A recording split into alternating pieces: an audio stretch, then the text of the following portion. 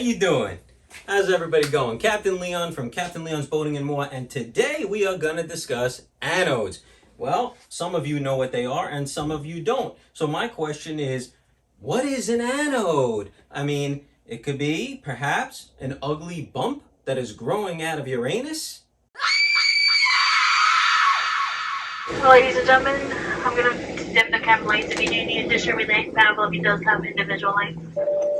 Perhaps an anode is a part that is part of a plane's wing. I don't know. So actually, this right here is an anode. And so is this, or what is left of an anode that was mounted inside my engine on this Yamaha boat.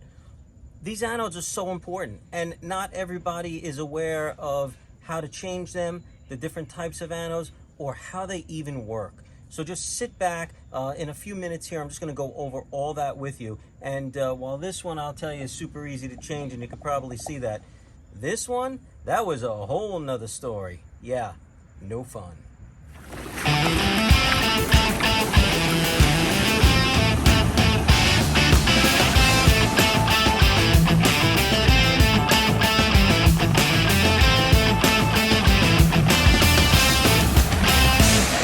So I'm here on a South Florida beach and just want to talk for a minute about the galvanic and electrolytic corrosion that occurs on our boats and why anodes are so important.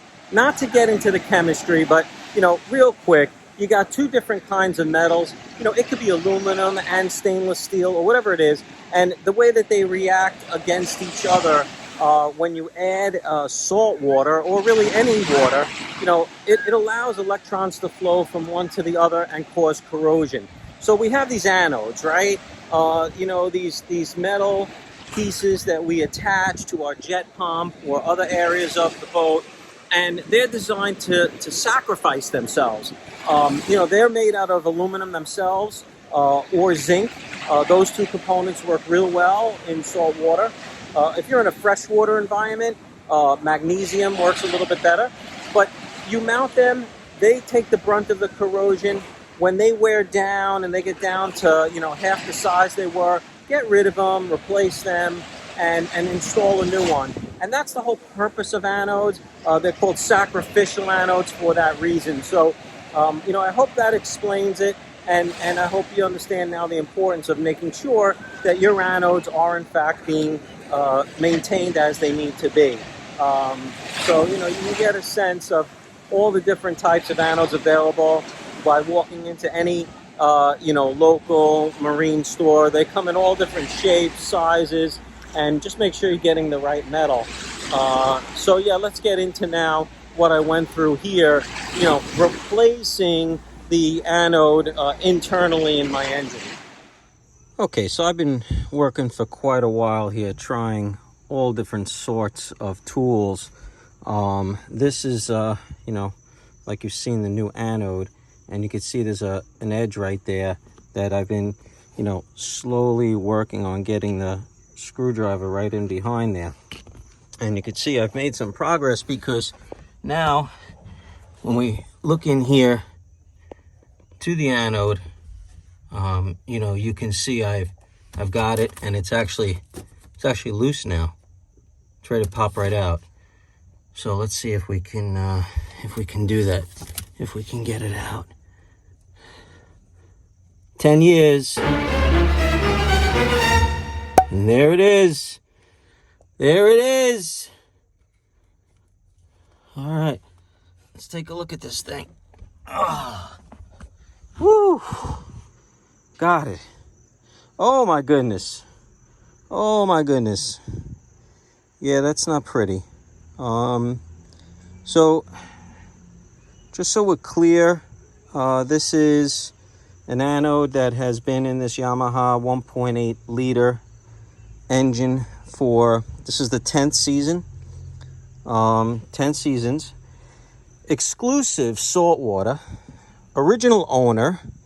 That I can tell you, since I am the owner, it's been thoroughly flushed, this engine, with each and every outing. In recent years, I've kind of, moved into a salt away procedure where I flush with regular water first, and then we go into the salt away for a little bit. So I've done everything I could maintenance wise to protect the internals from salt, but yet you can see the anode is eroded, and certainly looks nothing, you know, like the new one is supposed to. So I'm really glad that I got in here to change this. I'm gonna stick my hand in there now and just try to clean it out a little bit so there's no debris, you know, on the edge, and then we'll install the new one. So yeah, wow, glad I got that out. All right, so this is not easy stuff, but we are definitely getting there. I am going to take the new anode and just, you know, apply a little grease, marine grease, right around the rubber. It's kind of a tight fit, so I figured, hey, why not just let it slip in a little bit easier, and it'll still make a nice seal. So, you know, similar to what you would do on a gasket on an oil filter or anything else that you're looking to, you know, not bind as it's going in. So I think that'll be fine. You know, just a little bit on there should be enough. And let's give this a shot. Let's see if we can get this in there. All right, so this project is turning into something that I wasn't expecting it to. This is really, really difficult, and I am gonna basically suggest that unless you're comfortable doing this, don't. When I pulled the old one out, there was all this corrosion in there that wasn't allowing the new one to go in.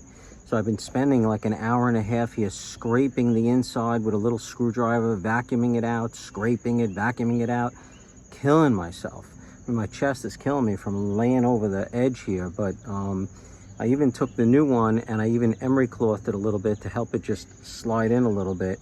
You could see that. Hopefully you can.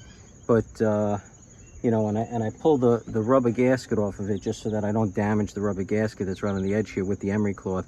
I got it to fit in now. It's fitting in. I'm gonna put the rubber back on. Here, let me show you. Let's see if I can get the camera in here.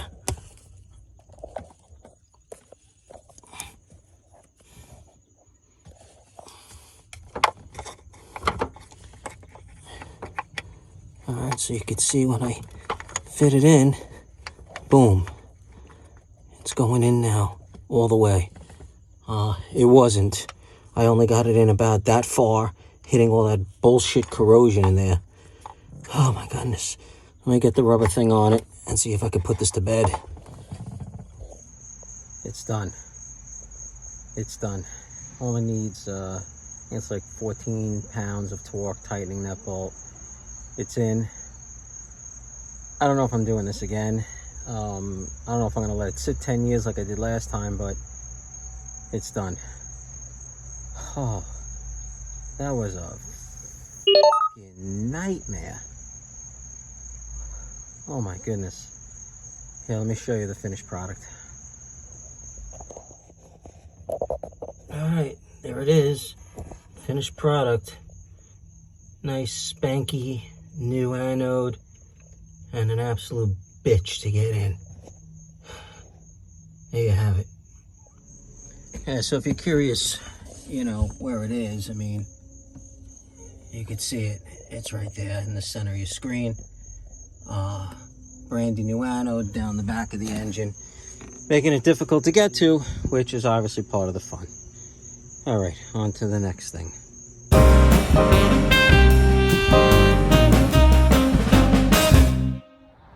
Bananas. All right, that's pretty much a wrap. It's time to relax at this point.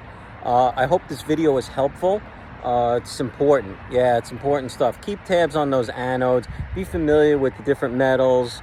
And just so you know, I got from a very good source that the Yamaha OEM anodes that you purchase are made of aluminum. It's not listed as such, but apparently aluminum is the metal that Yamaha has chosen to go with. Also, if you're going to replace the anode internally in your engine, you know, I would recommend you just buy the full assembly. It's like 15 bucks, but you know, when you look at the parts schematic, you can see that you can get the various different parts, you know, the washer itself, the metal piece, the bolt. Just buy the whole assembly, 15 bucks and you're done. Not saying it's going to be easy to change, but you got the idea. All right, so if you like this content, if you're not already subscribed to my channel, please do so. Hit that subscribe button, hit that notification bell so you never miss another video I produce. Thank you for watching, and welcome to hear some comments if you have them below. Safe boating, everybody. Take care. Captain Leon signing off.